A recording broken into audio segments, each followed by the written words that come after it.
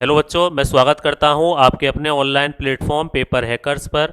और मेरा नाम सत्येंद्र यादव है और आज हम बीए सेकंड सेमेस्टर के हिस्ट्री के एमसीक्यू करेंगे। तो चलिए स्टार्ट करते हैं। देखते हैं अपना पहला क्वेश्चन क्या है। तो पहला क्वेश्चन है कि सिंध पर विजय किसने प्राप्त करी थी। जो अपना पहला क्वेश्चन है वो है सिंध पर विजय किसने प्राप्त करी थी। पहला ऑप्शन है हज्जाज ने करी थी, दूसरा है उबैदुल्ला ने, तीसरा है मोहम्मद बिन कासिम ने और चौथा ऑप्शन है सिहाबुद्दीन ने। तो बताओ सिंध पर विजय किसने प्राप्त करी थी। तो सिंध पर जो विजय प्राप्त करी बच्चों वो किसने करी, मोहम्मद बिन कासिम ने। अब देखो सिंध से संबंधित और क्या क्वेश्चन बनते हैं कि सिंध पर इस समय शासन किसका था। पेपर में आ जाएगा कि जब मोहम्मद बिन कासिम ने विजय प्राप्त करी तो सिंध पर शासन किस राजा का था। तो दाहिर नाम का राजा क्या कर रहा था, यहाँ पे शासन करता था। सिंध पर जो शासक था वो कौन था, दाहिर। अब पेपर में आ जाएगा कि दाहिर की राजधानी क्या थी। तो दाहिर की जो राजधानी थी बच्चों वो क्या थी, अरौर थी। दाहिर की जो राजधानी थी वो क्या थी, अरौर। अब दाहिर से एक और क्वेश्चन बन जाएगा कि दाहिर कौन से वंश से संबंधित राजा था या कौन से धर्म से संबंधित राजा था। तो दाहिर का जो धर्म था या वंश था वो कौन सा था, हिंदू वंश से संबंधित राजा था। अब मोहम्मद बिन कासिम से क्वेश्चन आ जाएगा कि पहला अरब आक्रमणकारी कौन था जिसने सिंध को जीता था। पहला अरब आक्रमणकारी कौन था जिसने सिंध को जीता। तो आप बता के आ जाओगे, पहला अरब आक्रमणकारी था मोहम्मद बिन कासिम जिसने सिंध को जीता था। सही है कि सिंध पर विजय किसने प्राप्त करी, मोहम्मद बिन कासिम ने। और इस समय शासन किसका था, दाहिर का। और दाहिर जो शासक था वो हिंदू वंश का था। जो उसकी राजधानी थी वो क्या थी, अरौर थी। और मोहम्मद बिन कासिम पहला अरब आक्रमणकारी था जिसने सिंध पर विजय प्राप्त करी थी। उम्मीद है तुम्हें समझ में आ रहा होगा। अब चलते हैं अपने अगले क्वेश्चन की तरफ। अगला क्वेश्चन है बच्चों वो है the Khalifa last heritage. The Khalifa last heritage एक पुस्तक है, उसका लेखक पूछ रहा है आपसे कि द खलीफा लास्ट हेरिटेज पुस्तक का लेखक कौन था। पहला ऑप्शन है कर्नल टोड था, या लैन पुल थे, या एच जी वेल्स थे, और चौथा ऑप्शन है उपयुक्त में से कोई नहीं। तो बताओ सोच के इसका सही आंसर क्या होना चाहिए कि द खलीफा लास्ट हेरिटेज पुस्तक के लेखक कौन थे। Colonel Tod, Lane Poole, H G. Wells या उपयुक्त में से कोई नहीं। तो इसका जो सही आंसर हो जाएगा वो क्या हो जाएगा, उपयुक्त में से कोई नहीं। क्योंकि इसके जो लेखक थे, इस किताब को जो लिखा है वो किसने लिखा है, मार्क साइकस ने। इस पुस्तक को जो लिखने वाले थे वो कौन थे, मार्क साइकस। अगर चौथा ऑप्शन हमारा होता मार्क साइकस तो हम उसे सही करके आ जाते। अब वो ऑप्शन में ही नहीं है तो हम क्या करके आ जाएंगे, उपयुक्त में से कोई नहीं। कि द खलीफा लास्ट हेरिटेज पुस्तक के लेखक कौन है। तो आप बता के आ जाओगे मार्क साइकस। अब चलते हैं अपने अगले क्वेश्चन की तरफ। अगला क्वेश्चन है वो है बच्चों, इस्लाम धर्म के संस्थापक कौन थे। Who was the founder of Islam, के इस्लाम धर्म के संस्थापक कौन थे। नंबर एक अब्बासी खलीफा थे, पैगंबर मोहम्मद साहब थे, मोहम्मद उमर थे, उमैयद खलीफा थे। तो ये क्वेश्चन सबने पढ़ा होगा कि इस्लाम धर्म की जो स्थापना करी या इस्लाम धर्म के संस्थापक या पैगंबर थे वो कौन थे, पैगंबर मोहम्मद साहब थे। और बी वाला ऑप्शन क्या हो जाएगा, सही हो जाएगा। और ये जो फोटो देख रहे हैं हम वो किसका है, पैगंबर मोहम्मद साहब का है। अब पैगंबर मोहम्मद साहब से रिलेटेड जितने क्वेश्चन और बनते हैं वो देख लेते हैं कि पैगंबर मोहम्मद साहब का जन्म कहाँ पे हुआ था। तो आप बता के आ जाओगे बच्चों, पैगंबर मोहम्मद साहब का जन्म 570 ईस्वी में मक्का में हुआ था। पैगंबर मोहम्मद साहब का जन्म कहाँ पे हुआ, 570 ईस्वी में मक्का में हुआ था। पैगंबर मोहम्मद साहब की मृत्यु कहाँ पे हुई। तो पैगंबर मोहम्मद साहब की मृत्यु हुई बच्चों 632 ईस्वी में। और ये कहाँ पे हुई, मदीना में। जो मृत्यु है वो कहाँ पे हुई बच्चों, मदीना में। सही है कि जन्म कहाँ पे हुआ, मक्का में, और जो मृत्यु थी वो कहाँ पे हुई, मदीना में। अब ये जो मक्का और मदीना दोनों शहर हैं वो कहाँ पे पड़ते हैं। तो जो मक्का और मदीना दोनों शहर हैं वो कहाँ पे पड़ते हैं बच्चों, सऊदी अरब में पड़ते हैं। कहाँ पे पड़ते हैं, सऊदी अरब में पड़ते हैं। अब एक डेट हमें और याद रखनी है, 622 ईस्वी। 622 ईस्वी, 622 ईस्वी में ये मक्का से चले गए थे मदीना। 622 ईस्वी में कहाँ पे चले गए थे, मक्का से मदीना। पेपर में क्वेश्चन आ जाएगा कि पैगंबर मोहम्मद साहब मक्का से मदीना कब चले गए थे। तो आप बता के जाओगे 622 ईस्वी में पैगंबर मोहम्मद साहब कहाँ चले जाते हैं, मक्का से मदीना चले जाते हैं। और मदीना में ही 632 ईस्वी में इनकी क्या हो जाएगी, मृत्यु हो जाएगी। अब चलते हैं अपने अगले क्वेश्चन की तरफ। अगला क्वेश्चन देखते हैं क्या है बच्चों। अगला जो क्वेश्चन है वो है, किस उम्मयद खलीफा ने अमीरुल मोमिनीन की उपाधि धारण की थी? किस उम्मयद खलीफा ने अमीरुल मोमिनीन की उपाधि धारण करी थी? तो इसका जो सही आंसर कौन सा है बच्चों? पहला है उस्मान, दूसरा है अली, तीसरा है उमर और चौथा है अबू बकर। तो बताओ सोच के इसका सही आंसर क्या होना चाहिए कि किस उम्मयद खलीफा ने अमीरुल मोमिनीन की उपाधि ग्रहण की? तो इसका सही आंसर हो जाएगा बच्चों बी, अली नाम का खलीफा था और उसने कौन सी उपाधि धारण करी है? अमीरुल मोमिनीन की उपाधि धारण करी है। अमीरुल मोमिनीन का अर्थ क्या होता है? कभी कभी पेपर में आ जाता है कि अमीरुल मोमिनीन का अर्थ क्या होता है? तो होता है मुस्लिम समाज का सर्वोच्च नेता या मुस्लिम धर्म का सर्वोच्च नेता। सही है बच्चों के इसका अर्थ क्या होता है? तो आप बता क्या जाओगे? मुस्लिम समाज का सर्वोच्च नेता। और इस उपाधि को धारण करने वाला खलीफा कौन था? तो आप बता क्या जाओगे? कौन सा था? अली था। अब चलते हैं अपने अगले क्वेश्चन की तरफ। अगला जो क्वेश्चन है वो है, मोहम्मद साहब ने मक्का से प्रस्थान किया था। मोहम्मद साहब मक्का से प्रस्थान करके गए थे। जैसे अभी मैंने पीछे बताया कि मोहम्मद साहब मक्का से कहाँ चले गए थे? मदीना। मोहम्मद साहब मक्का से कहाँ चले जाते हैं? मदीना। और वहाँ पे मैंने आंसर भी बताया था। तो इसका आंसर आप बताओ कि इसका आंसर क्या होना चाहिए। नंबर 1 610 ईस्वी होना चाहिए, 622 ईस्वी, 632 ईस्वी, 642 ईस्वी। तो इसका सही आंसर अभी मैंने पिछले ही क्वेश्चन में बताया कि मोहम्मद पैगंबर साहब मक्का से मदीना कब चले गए थे? 622 ईस्वी में। और क्यों चले गए थे? इसलिए चले गए थे कि मक्का में उन्हें अपनी हत्या होने का क्या था? डर था। इसलिए मक्का से कहाँ चले जाते हैं? मदीना। तो पेपर में आएगा पैगंबर मोहम्मद साहब मक्का से मदीना कब चले गए? तो आप बता क्या जाओगे? 622 ईस्वी में। बी जो ऑप्शन है वो क्या हो जाएगा बच्चों? सही हो जाएगा। उम्मीद है समझ में आ रहा होगा। अगर वीडियो अच्छी लग रही है तो इस वीडियो को लाइक करो। अब चलते हैं अपने अगले क्वेश्चन की तरफ। अगला क्वेश्चन देखते हैं क्या है। अगला जो क्वेश्चन है बच्चों वो है, अरबों का सिंध पर आक्रमण किस उद्देश्य से हुआ था? अरबों ने जो सिंध पर आक्रमण करा उसका उद्देश्य क्या था? नंबर 1 धार्मिक उद्देश्य था, नंबर 2 आर्थिक था, नंबर 3 राजनीतिक था और चौथा ऑप्शन है ये सभी। तो बताओ इसका सही आंसर क्या होना चाहिए कि अरबों ने जो सिंध पर आक्रमण किया वो किस उद्देश्य से किया? धार्मिक का मतलब अपने धर्म का प्रचार करना चाहते थे, आर्थिक का मतलब रुपया पैसा धन ले जाना चाहते थे, राजनीतिक का मतलब इस क्षेत्र को जीत करके दूसरे क्षेत्रों को कंट्रोल करना चाहते थे। तो ये तीनों ही बात सही है। अरबों का जो सिंध पर आक्रमण था वो इसी उद्देश्य से हुआ था। धार्मिक भी शामिल था उसमें, आर्थिक भी शामिल था और उसमें मेरे प्यारे बच्चों राजनीतिक भी शामिल था। तो इसका जो सही आंसर हो जाएगा वो क्या हो जाएगा बच्चों? ये सभी। अरबों का सिंध पर आक्रमण का जो उद्देश्य था वो क्या था? ये सभी। अरब धार्मिक भी करना चाहते थे, मुस्लिम धर्म का प्रचार भी करना चाहते थे, आर्थिक धन भी ले जाना चाहते थे, राजनीतिक रूप से यहाँ पर रह करके दूसरे क्षेत्रों को कंट्रोल करना चाहते थे। तो क्या सही हो जाएगा बच्चों? ये सभी। अरबों का सिंध पर आक्रमण किस उद्देश्य से हुआ? तो आप बता के आ जाओगे ये सभी। अब अपनी अगली स्लाइड लगा लेते हैं। क्या क्वेश्चन है?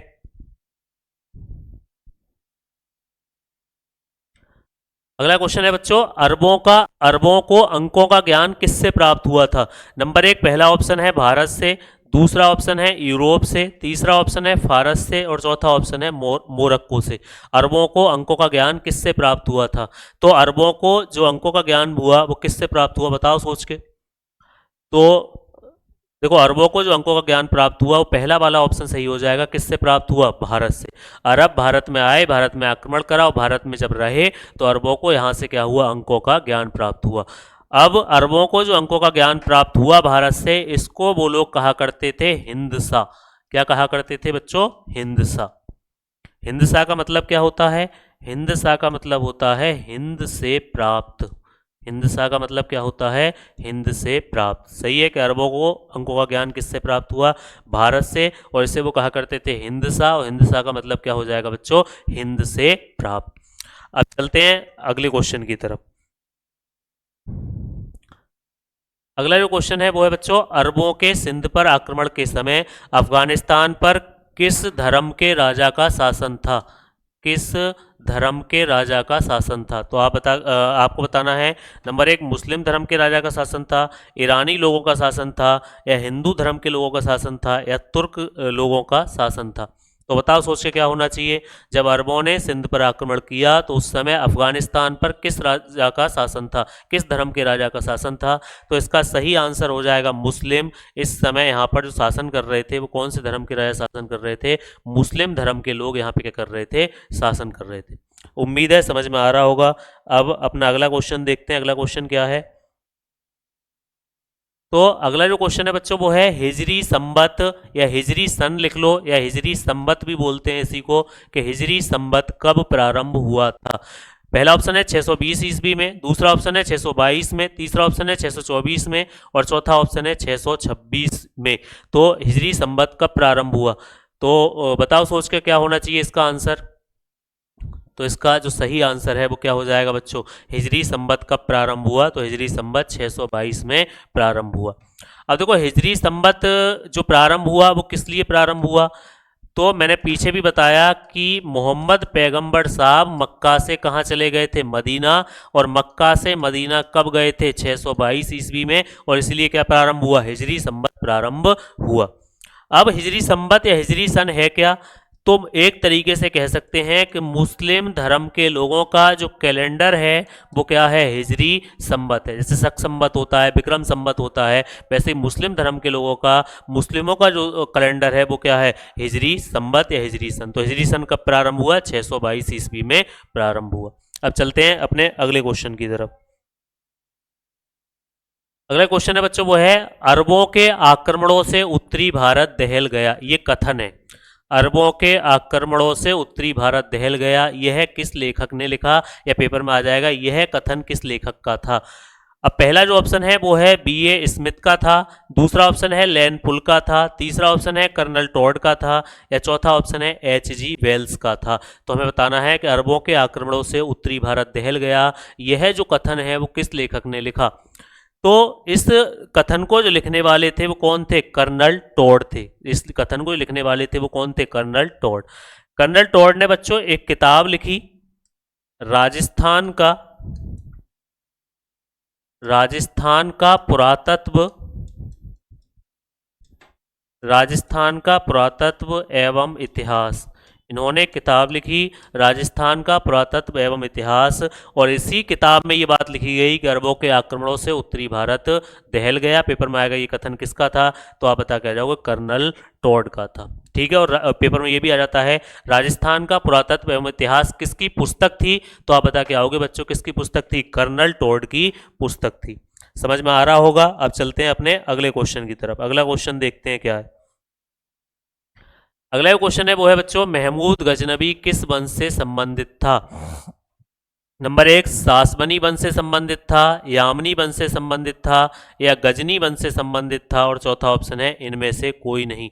तो महमूद गजनबी के बारे में पूछा है कि महमूद गजनबी का संबंध कौन से वंश से था। तो आप बता के आ जाओगे महमूद गजनबी का जो संबंध था वो कौन से वंश से था, गजनी वंश से था। और इसका जो सही ऑप्शन है वो कौन सा सही हो जाएगा, सी वाला, कि महमूद गजनबी का संबंध किससे था। तो आप बता के आ जाओगे महमूद गजनबी का संबंध किससे था, गजनी वंश से था।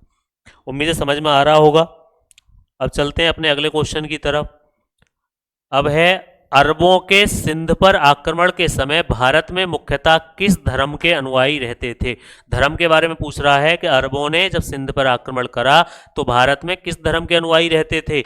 नंबर 1 हिंदू धर्म के अनुयायी रहा करते थे, या बौद्ध धर्म के, या जैन धर्म के, या बौद्ध और हिंदू दोनों धर्म के अनुयायी रहा करते थे। तो बताओ सोच के इसका सही आंसर क्या होना चाहिए। तो इसका सही आंसर क्या हो जाएगा बच्चों, पहला वाला ऑप्शन, आ वाला ऑप्शन क्या हो जाएगा, सही हो जाएगा कि अरबों के सिंध पर आक्रमण के समय भारत में मुख्यतः किस धर्म के अनुयायी रहते थे। तो भारत में मुख्यतः उस समय हिंदू धर्म के अनुयायी रहा करते। तो इसका कौन सा ऑप्शन सही हो जाएगा, पहला वाला। अब चलते हैं अपने अगले क्वेश्चन की तरफ।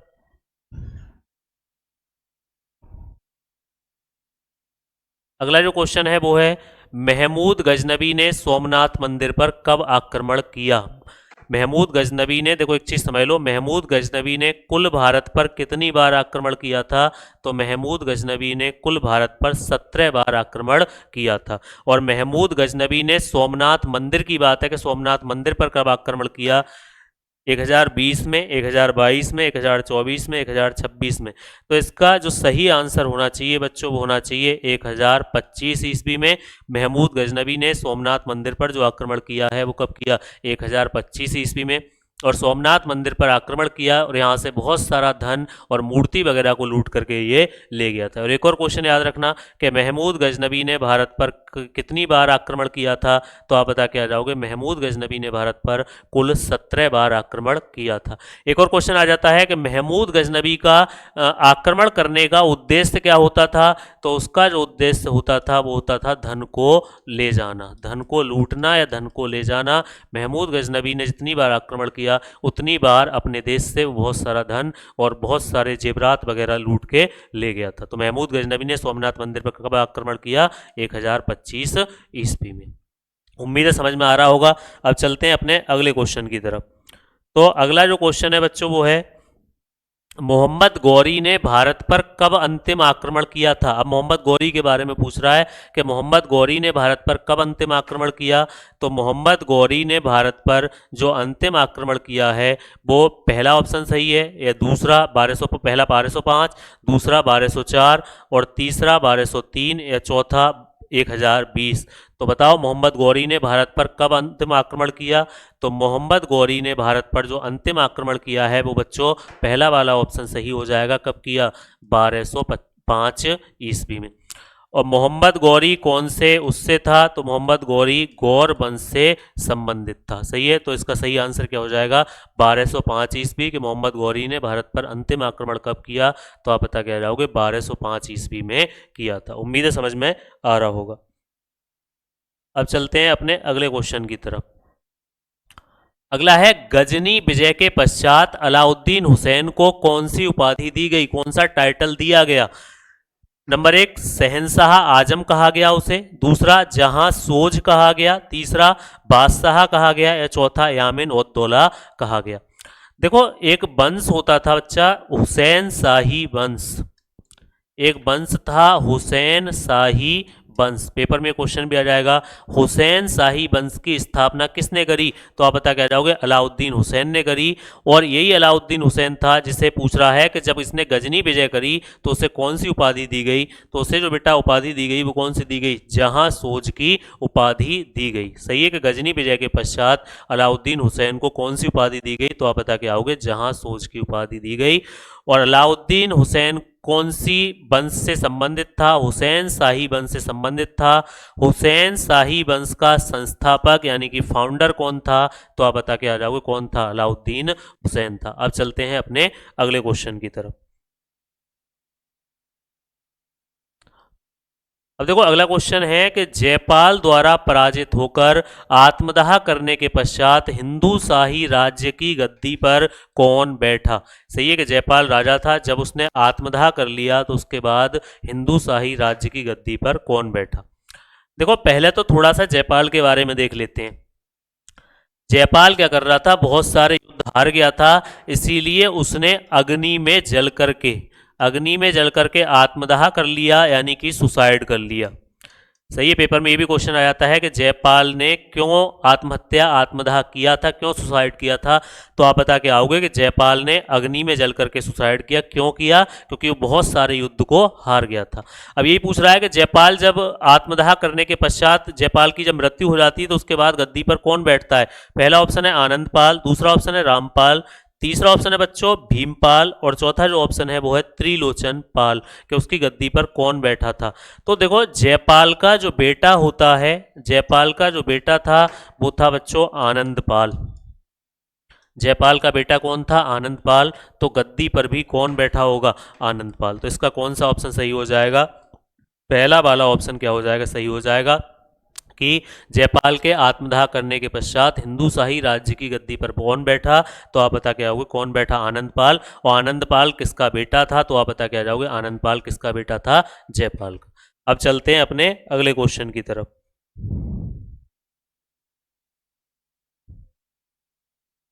अगला क्वेश्चन है बच्चों वो है मोहम्मद गौरी को कहाँ दफनाया गया था? मोहम्मद गौरी को कहाँ दफनाया गया था?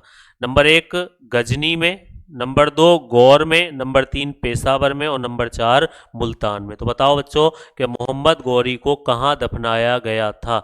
तो आप बता के आ जाओगे कि मोहम्मद गौरी को कहाँ दफनाया गया, गजनी में। मोहम्मद गौरी को कहाँ पे दफनाया गया था, गजनी में। सही है कि मोहम्मद गौरी को कहाँ पे दफनाया गया, गजनी में। अब मोहम्मद गौरी की जो मृत्यु हो जाती है वो हो जाती है 1206 में। मोहम्मद गौरी की मृत्यु कब हुई थी, 1206 में। और मृत्यु के बाद इसे जब दफनाने की बारी आई तो इसे कहाँ पे दफनाया गया था, गजनी में। सही है कि मोहम्मद गौरी की मृत्यु कब हुई, 1206 में। और इसे दफनाया कहाँ पे गया, तो आप बता के आ जाओगे बच्चों कहाँ पे दफनाया गया, गजनी में। अब चलते हैं अपने अगले क्वेश्चन की तरफ। अगला क्वेश्चन देखते हैं क्या है। अगला जो क्वेश्चन है वो है बच्चों, तुर्की शासनकाल में, मतलब जब तुर्की लोग शासन कर रहे थे तो किस भाषा को राजभाषा का दर्जा दिया गया था। तो वो पूछना चाह रहा है कि तुर्की शासनकाल में किस भाषा को राजभाषा का दर्जा दिया गया था। अब जो क्वेश्चन बाद में देखेंगे, पहले एक शब्द आया है राजभाषा, इसे थोड़ा सा समझ लो। राजभाषा क्या होती है। राजभाषा का मतलब होता है कि किसी भी देश के, किसी भी देश के जिस भाषा में, किसी भी देश के जिस भाषा में सारे कामकाज होते हैं, कामकाज होते हैं, उसे क्या कहते हैं, राजभाषा कहते हैं। किसी भी देश के जिस भाषा में सारे कामकाज होते हैं उसे क्या कहते हैं, राजभाषा कहते हैं। सही है। अब देखो तुमने एक और शब्द सुना होगा, एक शब्द होता है राष्ट्रभाषा। एक शब्द क्या होता है, राष्ट्रभाषा। राष्ट्रभाषा क्या होती है कि किसी भी देश में जो भाषा बोली जाती है ज़्यादा से ज़्यादा और जितनी ज़्यादा लिखी जाती है उस भाषा को क्या कहते हैं, राष्ट्रभाषा कहते हैं। एक और क्वेश्चन के भारत की राष्ट्रभाषा क्या है, तो आप बता के आ जाओगे भारत की कोई भी राष्ट्रभाषा नहीं है। सही है, इस क्वेश्चन को भी ध्यान रखना कि भारत की कोई भी राष्ट्रभाषा नहीं है।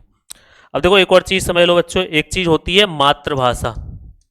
थोड़ा सा इसके बारे में समझ लेते हैं, क्वेश्चन भी बन जाता है, नहीं भी बनेगा तो थोड़ी सी नॉलेज हो जाएगी आप लोगों को कि मातृभाषा क्या होती है। मातृभाषा का मतलब होता है कि जो भाषा हम अपने परिवार से सीखते हैं या जो भाषा हम अपने समाज से सीखते हैं वो भाषा क्या हो जाती है, मातृभाषा हो जाती है। कि जो भाषा हम अपने परिवार या समाज से सीखते हैं वो क्या कहलाती है, मातृभाषा। जैसे हमारा जन्म उत्तर प्रदेश में हुआ तो हमारी जो मातृभाषा है वो क्या है, हिंदी। अगर किसी का जन्म तमिलनाडु में हुआ तो उसकी जो मातृभाषा हो जाएगी वो क्या हो जाएगी, तमिल। कि जो भाषा बच्चा अपने शुरू में सीखता है अपने परिवार माता या समाज से सीखता है वो क्या कहलाती है, मातृभाषा। अब वो यही पूछ रहा है कि तुर्की शासनकाल में किस भाषा को राजभाषा का दर्जा दिया गया। तो ऑप्शन है बेटा, पहला फारसी, दूसरा ऑप्शन है तुर्की, तीसरा ऑप्शन है अरबी और चौथा ऑप्शन है उर्दू। आपसे पूछ रहा है बताओ किस भाषा को राजभाषा का दर्जा मिला। तो आप बता के आ जाओगे इसका सी वाला ऑप्शन सही हो जाएगा कि अरबी भाषा को क्या मिला था, राजभाषा का दर्जा मिला था। सही है कि तुर्की शासनकाल में कौन सी भाषा राजभाषा थी, तो आप बता के आ जाओगे बच्चों कौन सी भाषा राजभाषा थी, अरबी भाषा राजभाषा थी। उम्मीद है समझ में आ रहा होगा। अब चलते हैं अपने अगले क्वेश्चन की तरफ। अगला क्वेश्चन है बच्चों कि राय पिथौरा, ये एक उपाधि है। राय पिथौरा क्या है, उपाधि। कि राय पिथौरा किस शासक को कहा गया, राय पिथौरा किस शासक को कहा गया। नंबर 1 जयचंद को कहा गया, परमाल देव को कहा गया, आनंदपाल को कहा गया या पृथ्वीराज तृतीय को कहा गया। तो बताओ बच्चों सोच के, ये क्वेश्चन तुमने पढ़ा भी होगा कि राय पिथौरा किस शासक की उपाधि थी, बताओ सोच के। तो देखो बच्चों राय पिथौरा जो कहा गया वो किसे कहा गया, पृथ्वीराज तृतीय को। राय पिथौरा की उपाधि जो दी गई वो किसे दी गई, पृथ्वीराज तृतीय को। इन्हीं का दूसरा जो नाम था वो क्या था, पृथ्वीराज चौहान, पृथ्वीराज चौहान। सही है, हमारे देश के बहुत ही महान राजा हुए पृथ्वीराज चौहान और इन्हीं की जो उपाधि थी वो क्या थी, राय पिथौरा। अब देखो पृथ्वीराज चौहान जी से एक क्वेश्चन और बन जाता है कि पृथ्वीराज चौहान जी के पिता का क्या नाम था। तो इनके जो पिता का नाम था वो था सोमेश्वर सिंह चौहान। इनके जो पिता का नाम था वो क्या था बच्चों, सोमेश्वर सिंह चौहान। इनके जो पिता थे वो कौन थे, सोमेश्वर सिंह चौहान। इनकी पत्नी का नाम कई बार आ जाता है पेपर में कि इनकी पत्नी का क्या नाम था, तो इनकी पत्नी का नाम था संयोगिता। इनकी जो पत्नी का नाम था वो क्या था, संयोगिता। अब देखो इनसे संबंधित दो हमें युद्ध भी याद कर लेने हैं। एक है तराइन का प्रथम युद्ध।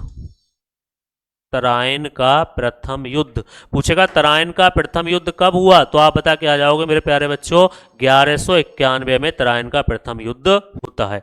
तराइन का प्रथम युद्ध किस किस के बीच हुआ, तो आप बता के आओगे, तराइन का प्रथम युद्ध जो हुआ वो पृथ्वीराज चौहान और मोहम्मद गौरी के बीच में हुआ था। सही है कि जो तराइन का प्रथम युद्ध हुआ वो किसके बीच में हुआ, 1191 में पृथ्वीराज चौहान और मोहम्मद गौरी के बीच में हुआ। अब इस युद्ध में विजय किसकी हुई, तो इस युद्ध में जो विजय हुई वो किसकी हुई, पृथ्वीराज चौहान जी की क्या हुई, इस युद्ध में विजय हुई। सही है कि तराइन का प्रथम युद्ध कब हुआ, 1191 में, किस किस के बीच, पृथ्वीराज चौहान और मोहम्मद गौरी के बीच, और इस युद्ध में विजय किसकी हुई, तो आप बता जाओगे पृथ्वीराज चौहान की क्या हुई, विजय हुई। अब एक और युद्ध हमें याद रखना है, तराइन का दूसरा युद्ध।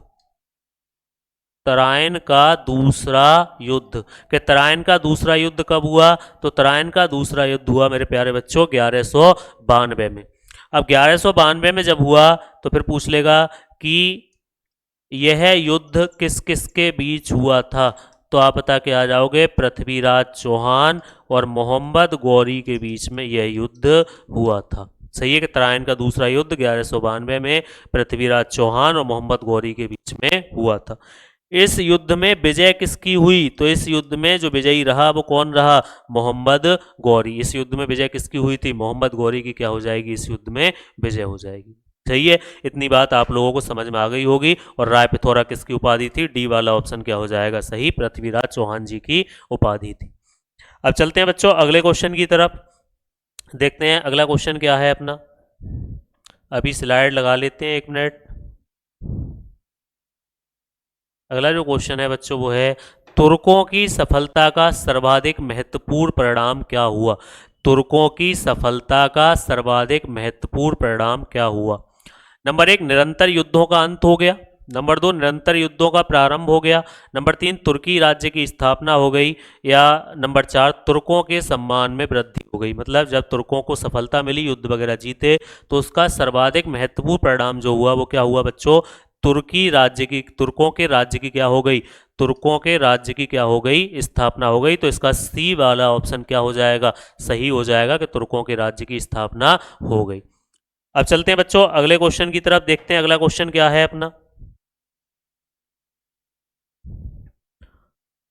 अगला क्वेश्चन है, मोहम्मद बिन कासिम ने सर्वप्रथम जजिया कर कहाँ लगाया था। दाभोल में, रावर में, निरुन में, सीसम में। अब इसका आंसर तो अभी मैं तो बताऊंगा, पहले देख लेते हैं कि जजिया कर क्या हुआ करता था। थोड़ा सा हम बच्चों पढ़ लेते हैं जजिया कर के बारे में। तो जजिया कर जो लगाया जाता था वो गैर मुस्लिमों पर लगाया जाता था।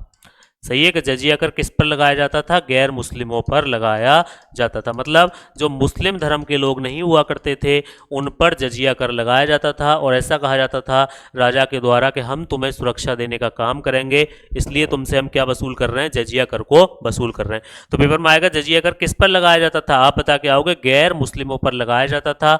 क्यों लगाया जाता था, तो राजा ऐसा कहा करते थे कि हम तुम्हें क्या देंगे, सुरक्षा, तो उन्हें सुरक्षा देने के लिए लगाया जाता था।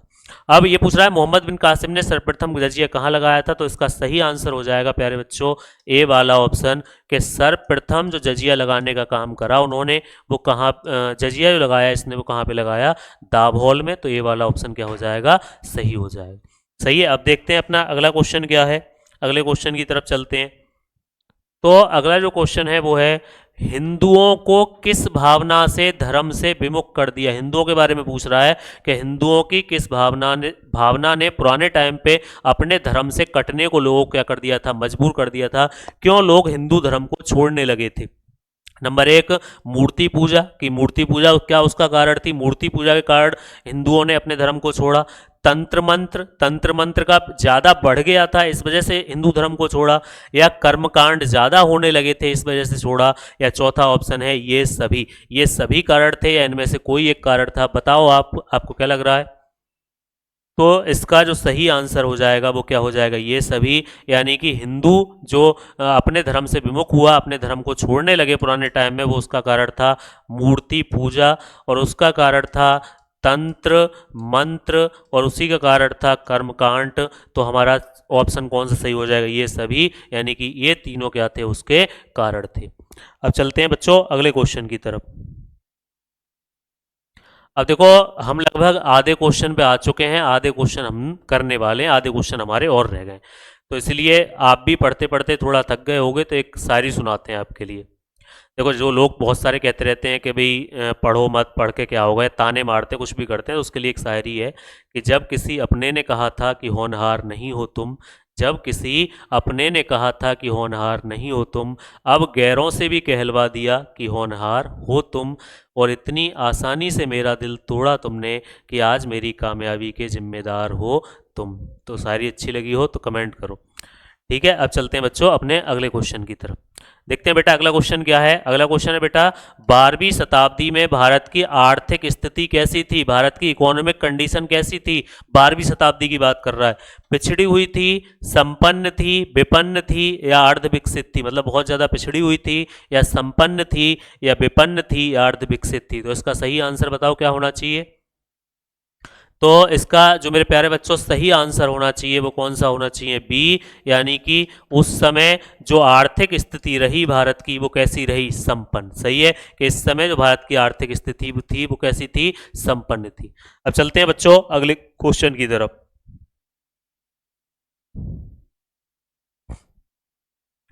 अगला क्वेश्चन है बेटा, सिंध के शासक दाहिर की राजधानी थी? अभी पीछे हमने पहला क्वेश्चन सिंध वाला ही करा था और वहां पे मैंने बताया भी था कि सिंध का शासक कौन था? दाहिर था।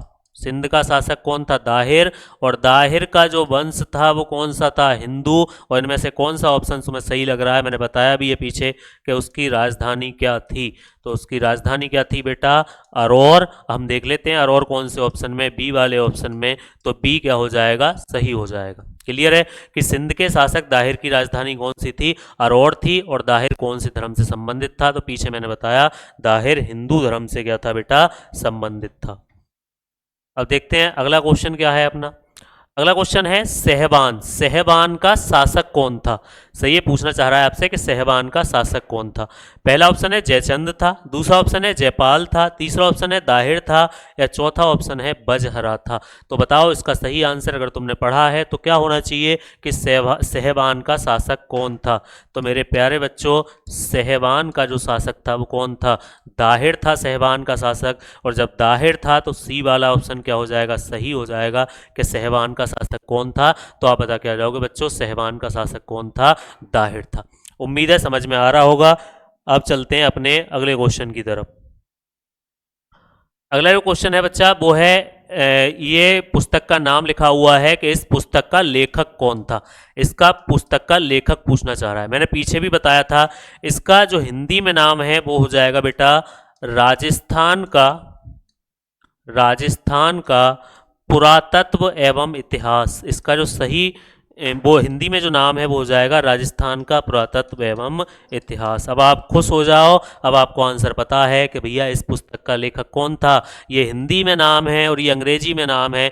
तो अब आपको सही आंसर पता है कि ये जो किताब है वो किसने लिखी? कर्नल टॉड ने। तो बेटा ए वाला ऑप्शन क्या हो जाएगा? सही हो जाएगा। इसका जो लेखक था वो कौन था? कर्नल टॉड था। कर्नल टॉड से एक और क्वेश्चन आ जाता है मेरे बच्चों कि कर्नल टॉड कहाँ का निवासी था? तो कर्नल टॉड अंग्रेज था और कर्नल टॉड निवासी कहाँ का था? ब्रिटेन का। सही है बच्चों कि कर्नल टॉड जो था वो क्या था? अंग्रेज था और निवासी कहाँ का था? ब्रिटेन का। समझ में आ रहा होगा कि ये जो किताब थी वो किसने लिखी? कर्नल टॉड ने। और ये वाला ऑप्शन बेटा क्या हो जाएगा? सही हो जाएगा। ठीक है बच्चा, अब चलते हैं अगले क्वेश्चन की तरफ। अगला क्वेश्चन है बेटा वो है सुल्तान ए आजम। ये उपाधि है, सुल्तान ए आजम की उपाधि लेने वाला दुनिया का पहला शासक कौन था? कौन ऐसा पहला व्यक्ति था जिसने अपने आप को सुल्तान ए आजम की उपाधि दी? तो आप बता के आ जाओगे कि ऑप्शन देखो, महमूद गजनबी ने दी, मोहम्मद गौरी ने ली, या इल्तुतमिश, या बलबन। तो इसका सही आंसर जो हो जाएगा बच्चा वो क्या हो जाएगा? महमूद गजनबी। इसका जो सही आंसर है वो क्या हो जाएगा? महमूद गजनबी। और महमूद गजनबी पहले वाले ऑप्शन में सही है। तो सुल्तान ए आजम की उपाधि लेने वाला दुनिया का पहला शासक कौन था? तो आप बता के आ जाओगे बच्चों, महमूद गजनबी था। सही है बच्चों, अब समझ में आ रहा होगा आपको। अब चलते हैं अपने अगले क्वेश्चन की तरफ। ये है, अरबों के आक्रमण से समस्त उत्तरी भारत हिल गया, किसका कथन है? ये मुझे लग रहा है शायद हमने पीछे भी करा है, चलो एक बार और देख लेते हैं। अरबों के आक्रमण से समस्त उत्तरी भारत दहल गया, ये जो क्वेश्चन है, कथन है, ये किसका था? तो देखो अब आपको आंसर पता होना चाहिए, पीछे भी बताया कि ये जो कथन था वो किसका था, कर्नल टॉड का। अभी हमने पीछे पुस्तक भी देखी उनकी, राजस्थान का पुरातत्व एवं इतिहास क्या थी बच्चों, उनकी पुस्तक थी। और इसके ये जो कथन कहा वो किसने कहा, कर्नल टॉड ने। और कर्नल टॉड कहाँ का निवासी था, तो कर्नल टॉड अंग्रेज था बेटा। और कर्नल टॉड कहाँ का निवासी था, ब्रिटेन का निवासी था। अब चलते हैं बच्चों अगले क्वेश्चन की तरफ। अगला क्वेश्चन देखते हैं अपना क्या है।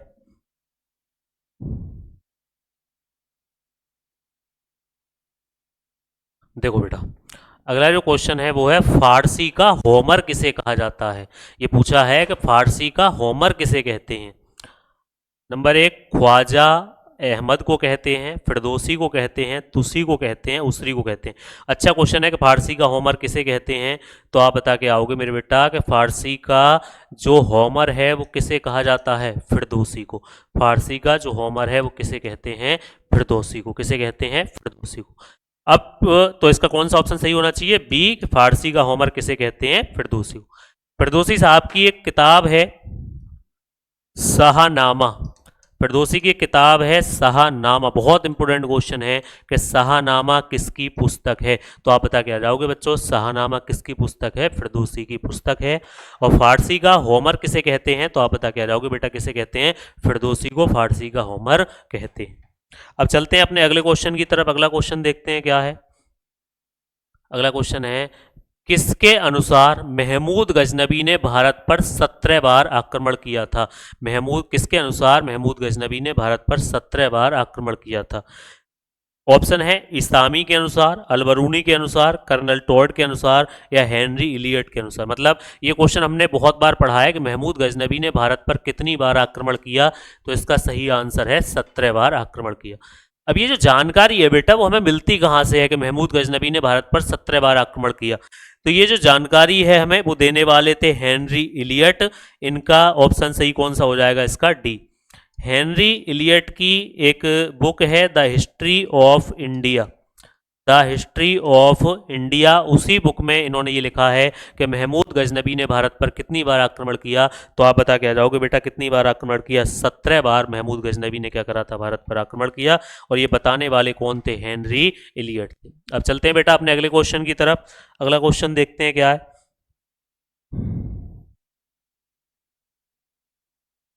अगली स्लाइड देखते हैं। अगली स्लाइड है बेटा, अदब उल हर्ब, अदब उल हर्ब रचना किसकी है? तो बताओ बेटा अदब उल हर्ब रचना किसकी है? पहला है इसामी की है, दूसरा ऑप्शन इसामी, पहला फ़क़े मुदब्बिर, अलबरूनी, अबुल फजल। बताओ कौन सा सही होना चाहिए। ये रचना है, ये रचना पूछ रहा है, इंपॉर्टेंट क्वेश्चन है कि ये रचना किसकी है। तो बेटा आप बता के आ जाओगे ये रचना किसकी है। ये लिखने वाले कौन थे, फ़क़े मुदब्बिर, कि ये रचना किसकी है, तो आप बता के आ जाओगे फ़क़े मुदब्बिर। सही है कि अदब उल हर्ब किसकी रचना है, फ़क़े मुदब्बिर। और कौन सा वाला ऑप्शन सही हो जाएगा बेटा, पहला वाला ऑप्शन क्या हो जाएगा बच्चों, सही हो जाएगा। अब चलते हैं अपने अगले क्वेश्चन की तरफ, देखते हैं अगला क्वेश्चन क्या है। अगला क्वेश्चन है बेटा, समय मात्रक, मात्रक नहीं होना चाहिए, ये जो पुस्तक का नाम है सही वो है समय मात्रिका। सही है, सही जो नाम है इसका वो क्या है, समय मात्रिका। सही है बेटा कि समय मात्रिका किसकी रचना है, कलहड़ की रचना है, अलबरूनी की रचना है, इसामी की रचना है, क्षेमेंद्र की रचना। अच्छा क्वेश्चन है, आप बताओ इसका सही आंसर क्या होना चाहिए। तो आप बता के आओगे बेटा कि समय मात्रिका किसकी रचना है, तो समय मात्रिका क्षेमेंद्र की रचना है। समय मात्रिका किसकी रचना है, क्षेमेंद्र की। और समय मात्रिका जो पुस्तक है मेरे प्यारे बच्चों वो किसकी है, तो आप बता के आ जाओगे ये जो पुस्तक है वो कौन सी भाषा में लिखी गई है, तो आप बता के आ जाओगे संस्कृत भाषा में लिखी गई है। सही है, यहाँ पे मिसप्रिंट है, समय मात्रिका होना चाहिए। समय मात्रिका नामक पुस्तक किसने लिखी, क्षेमेंद्र ने लिखी। और ये जो पुस्तक है वो कौन सी भाषा की है, तो आप बता के आओगे बेटा कौन सी भाषा की है, संस्कृत भाषा की। उम्मीद है समझ में आ रहा होगा। अब चलते हैं अगले क्वेश्चन की तरफ। अगला क्वेश्चन है मोहम्मद बिन कासिम अपनी सेना के साथ मुल्तान कब पहुंचा था। मुल्तान पहुंचने के बारे में पूछ रहा है कि मोहम्मद बिन कासिम अपनी सेना के साथ मुल्तान कब पहुंचा। तो बताओ 713 ईस्वी में पहुंचा, या 819 में पहुंचा, 1100 ईस्वी में पहुंचा, या 1530 ईस्वी में पहुंचा। तो इसका सही आंसर क्या हो जाएगा बेटा कि मोहम्मद बिन कासिम अपनी सेना के साथ मुल्तान कब पहुंचा था। तो इसका सही आंसर हो जाएगा 713 ईस्वी में मोहम्मद बिन कासिम अपनी सेना के साथ कहाँ पहुंचा था, मुल्तान पहुंचा था। अब चलते हैं बेटा अगले क्वेश्चन की तरफ, बस खत्म होने वाले हैं, थोड़े क्वेश्चन और बचे हैं, 4-5 क्वेश्चन, उन्हें भी खत्म कर लेते हैं। अगला क्वेश्चन है बेटा 1179 में निम्न में से किसने पेशावर को जीत लिया। नंबर 1 गजनबी ने जीता, नंबर 2 मोहम्मद गौरी ने जीता, नंबर 3 ओबेदुल्ला ने जीता, या नंबर 4 मोहम्मद बिन कासिम ने जीता। तो इसका सही आंसर बताओ बेटा, सही आंसर क्या होना चाहिए कि 1179 में निम्न में से किसने पेशावर को जीता। गजनबी ने, गौरी ने, उबैदुल्लाह ने, मोहम्मद बिन कासिम ने। तो इसका बेटा जो सही आंसर हो जाएगा वो क्या हो जाएगा, गौरी कि पेशावर को जो जीता 1179 में, वो किसने जीता था, मोहम्मद गौरी ने। सही है, डेट दी हुई है आराम से कि पेशावर को किसने जीता, तो आप आंसर बता दोगे मोहम्मद गौरी ने। अब अगली स्लाइड ले लेते हैं बेटा, अगली स्लाइड देखते हैं अगला क्वेश्चन कौन सा है। अगला क्वेश्चन देख लेते हैं बेटा। अगला क्वेश्चन है निम्न में से किस खलीफा की मृत्यु कुरान पढ़ते समय कर दी गई थी। अब ये पूछना चाह रहा है निम्न में से कौन सा खलीफा था जिसकी मृत्यु कुरान पढ़ते समय कर दी गई थी। नंबर 1 हजरत उस्मान, नंबर 2 हजरत अली, नंबर 3 हजरत उमर फारूक, और नंबर 4 है हजरत अबू कर। तो पूछ रहा है किसकी मृत्यु कुरान पढ़ते समय कर दी गई। तो इसका सही आंसर क्या हो जाएगा बेटा, बी कि हजरत अली की मृत्यु कब कर दी गई, कुरान पढ़ते समय कर दी गई।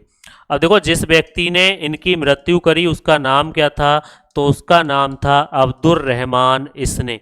ये कुरान पढ़ रहे थे और उसी समय इस व्यक्ति ने क्या कर दी, तलवार से इनकी हत्या कर दी। सही है, किसकी, कुरान पढ़ते समय हत्या हुई हजरत अली, और करने वाला कौन था, अब्दुर रहमान इसने था। और हत्या हुई कब, तो अगर और ज़्यादा डिटेल में पूछेगा कि हत्या कब हुई, तो मेरे प्यारे बच्चों इनकी जो हत्या है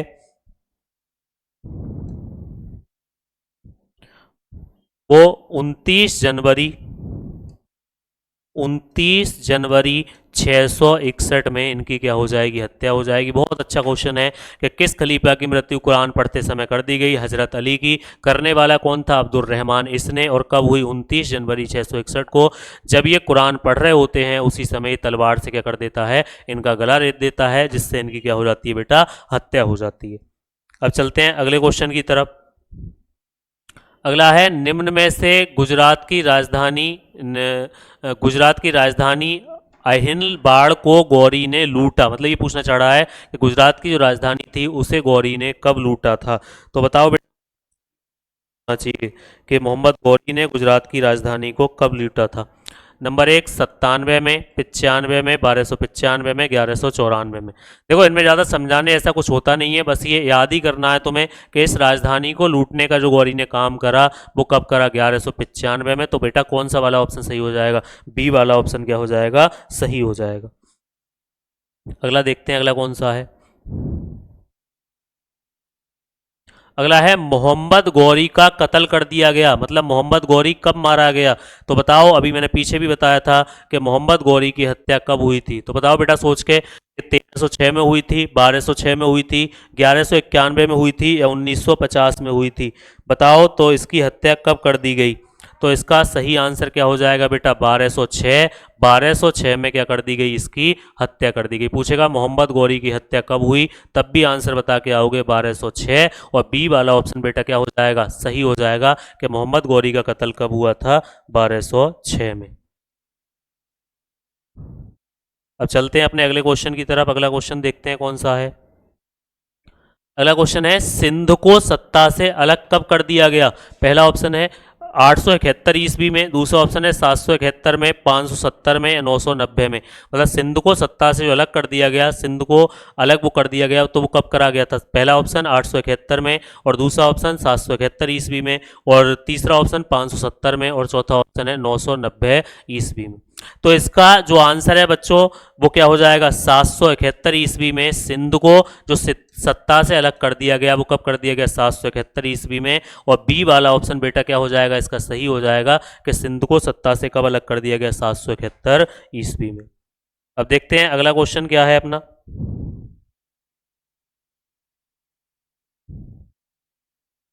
इस्लाम धर्म के संस्थापक हजरत मोहम्मद साहब का जन्म क्या कहाँ हुआ था। अब ये बताने की ज़रूरत मुझे है नहीं, ये मैंने पहले ही बता दिया था कि कहाँ हुआ था इनका जन्म, मक्का में हुआ था। और कब हुआ मेरे प्यारे बच्चे, 570 ईस्वी में। और इस्लाम धर्म के संस्थापक कौन थे, हजरत मोहम्मद साहब। और 570 ईस्वी में इनका जो जन्म है वो कहाँ पे हुआ, मक्का में। तो इसका कौन सा ऑप्शन सही हो जाएगा बेटा, ए वाला ऑप्शन क्या हो जाएगा, इसका सही हो जाएगा। अगला है इस्लाम धर्म के दूसरे खलीफा कौन थे। इसका आंसर बताओ बेटा, इस्लाम धर्म के दूसरे खलीफा कौन थे। इस्लाम धर्म के दूसरे खलीफा कौन थे, हजरत अली थे, या हजरत अब्बू कर थे, हजरत उमर थे, या हजरत उस्मान गनी थे। तो इसके कौन से थे, हजरत अली, हजरत अब्बू कर, या हजरत उमर, या हजरत उस्मान गनी। बताओ क्या होना चाहिए। तो इस्लाम धर्म में जो दूसरा खलीफा हुए वो कौन हुए, हजरत उमर। तो सी वाला ऑप्शन क्या हो जाएगा, सही हो जाएगा कि हजरत धर्म के दूसरे खलीफा कौन थे। तो कौन थे बेटा, हजरत उमर थे। हजरत उमर क्या थे, इस्लाम धर्म के दूसरे खलीफा थे। अब अगला क्वेश्चन देखते हैं, अगला क्वेश्चन क्या है बेटा।